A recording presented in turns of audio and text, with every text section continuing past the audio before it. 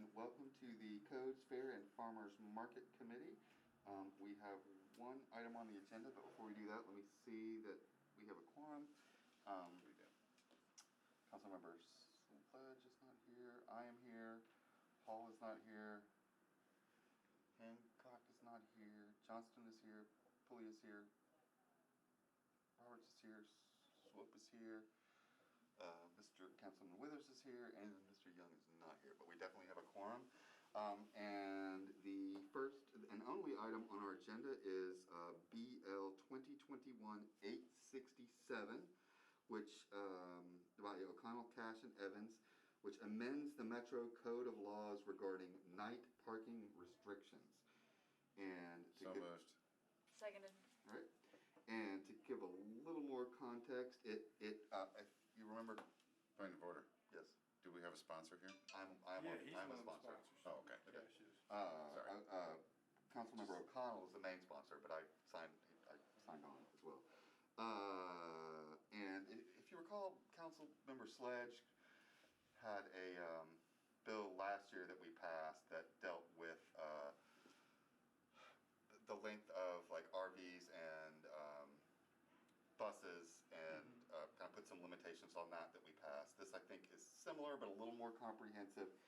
And let me, if you don't mind, just so we can make sure we understand, let me read this section that kind of gives the details. And I have a report from Codes with the,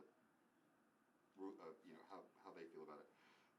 It is lawful for any person owning or operating any vehicle with a length in excess of 20 feet or a dump truck of more than 54,000 pounds of gross weight, including the load therein, to leave such vehicle parked on any of the streets or alleys within jurisdiction of the Metropolitan government during the hours between sunset and sunrise, regardless of whether such vehicle is loaded or empty.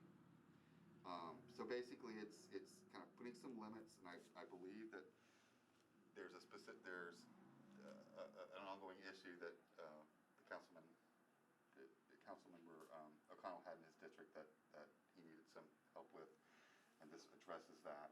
I will say that the only thing that Code sent me is basically they don't have a problem with it. However, this more than 54,000 pounds, that if enforcement required them to weigh the truck, they were not confident in their ability to do that. Yes.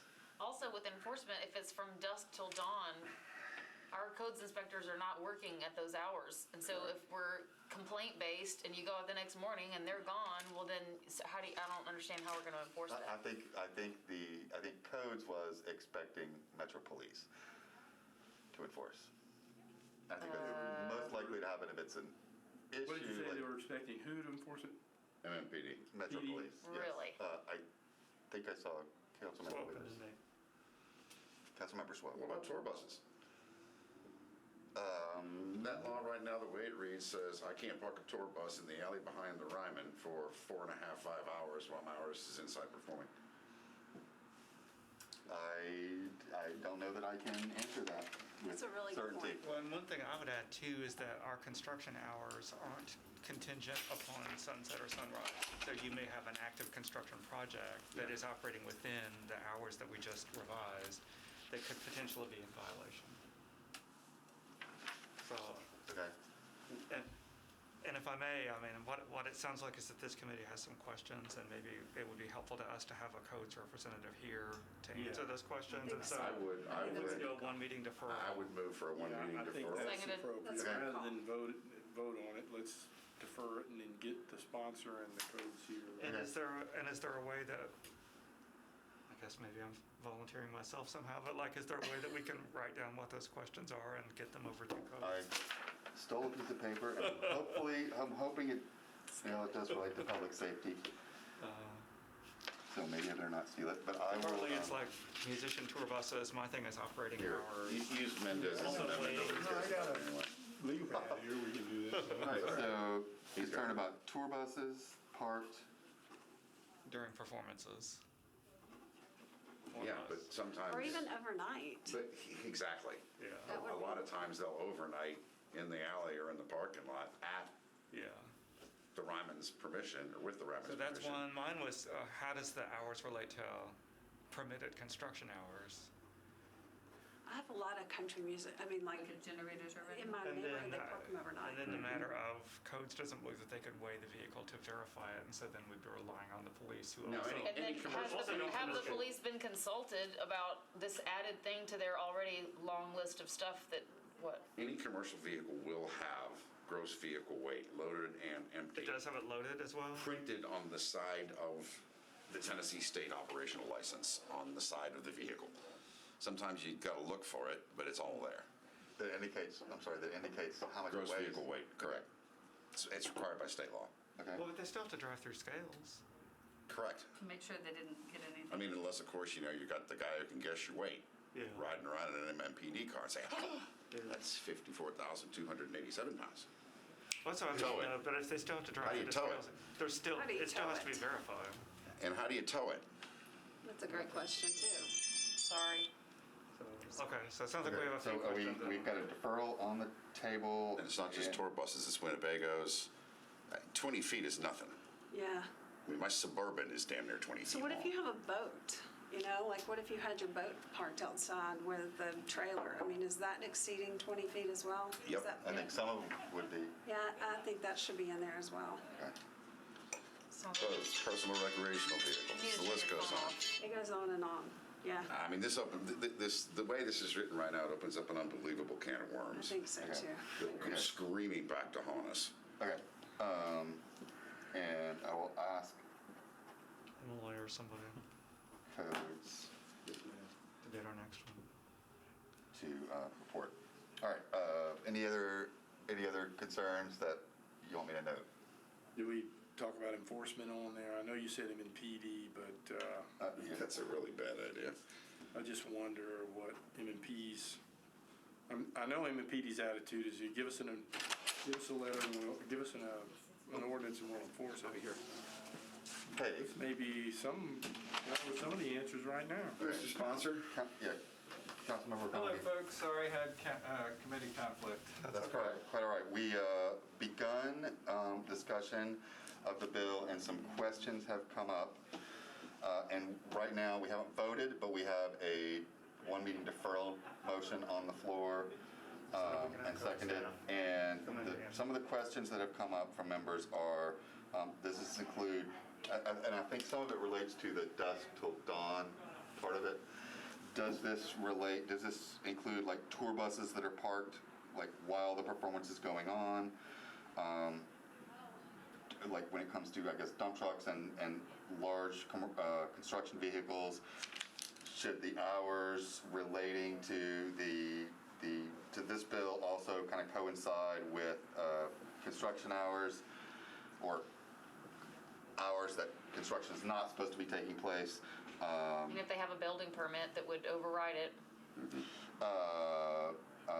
Codes did send me an email today that they didn't have a problem with the bill. However, when it comes to the weight aspect of it, that they did not believe that enforcement of that would bring up issues if they were the ones that were expected to do that.